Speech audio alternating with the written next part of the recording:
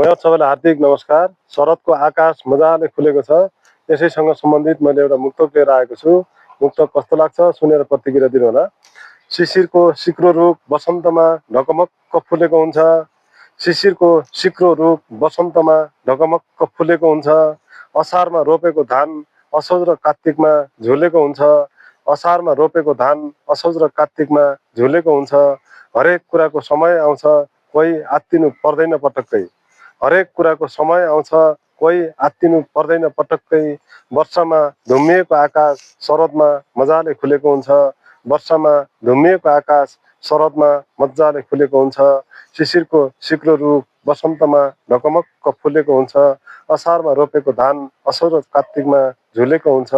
वर्षामा धुम्मिएको आकाश शरदमा मजाले खुलेको हुन्छ। वर्षामा धुम्मिएको आकाश शरदमा मजाले खुलेको हुन्छ। मुक्त कस्तो लाग्छ सुनेर प्रतिक्रिया दिन नभुल्नुहोला। धन्यवाद।